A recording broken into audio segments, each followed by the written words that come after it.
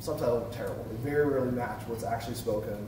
They're very often off time sequence wise. It's a terrible idea. Oh, YouTube has transcripts. Let's use those. They're terrible.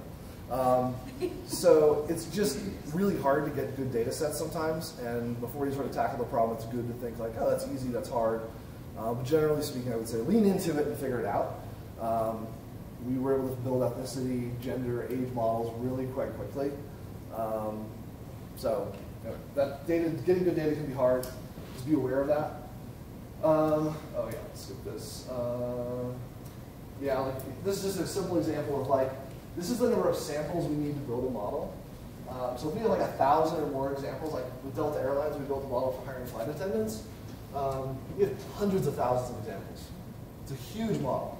We have really, really good predictive value over here.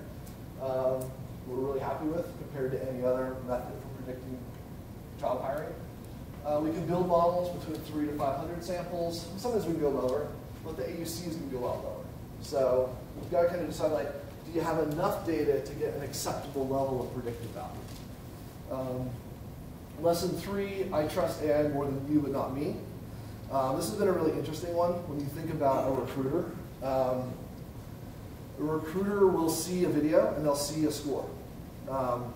And they'll watch the video and be like, I love that person. And the algorithm said they're terrible. People are actually pretty willing to accept AI for a lot of things and a prediction. We do it all the time without even realizing it. But if I can compare my opinion to the algorithm, people will almost always trust themselves. And I trust the algorithm more than you, but not me. And that's really quite fascinating. So we've had to learn a lot about how we present data to people.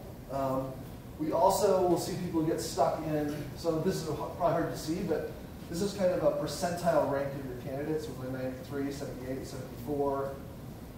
You can bucket them into tiers and say, this is a good candidate, mediocre, terrible. People are pretty willing to accept that, but if you show them a 74 and a 78, they'll look at the person who's a 74 and the 78 and be like, I think Esmeralda's better than Mark, so I think the algorithm is crap. You're like, well, I mean, 74, 78, like, it's not that precise. But if you represent it as being precise, when it's not actually that precise, then people will start to doubt the effectiveness of the algorithm. So that's something we've had to deal with, which I think is something you have to think about quite a lot. And then lesson 4 is people want an explanation without it necessarily helping them. So we originally were doing this thing where we're giving percentile ranks of candidates, saying like, look, just go down the list and watch the people in the order we gave them to you. Like, yeah, but why is Esmeralda 74? We're like, well, it's really hard to explain. There's like 13,000 features, and you have to understand the weighting of them. And people want to know, like, but I just want to know if they're like friendly. And you're like, well, you gotta understand there's 13,000 features. But because, like, as humans, we want to, like, I just want to know, like, is friendliness the most important thing? Like, well, I mean, it's kind of complicated because it's not just about friendliness, it's about all these other things. But people are like, no, I just want to know if they're friendly. And then if you tell them that they're friendly, they're like, I knew it was friendly, so I'm just going to look for friendly people. Like, it's more complicated than that, I'm serious. So people really want an explanation. We've had to prepare results that kind of break down, you probably can't read this from here, sorry. But there's basically competencies that we're predicting individually. So we will score the person on communication, their personal stability, level of conscientiousness, problem solving. There's 14 or 15 things we might score them on. And the worry there is they feel good because they're like, oh, I get it now. But then the concern is now they're going to be like, I knew it was about personal stability, and they're only going to look at that thing and predict people who are based on personal stability. So you have to be really careful when you kind of do the explanation of why the algorithm comes up with its score. You actually introduce the ability for someone to use that data in a way that probably isn't actually helpful.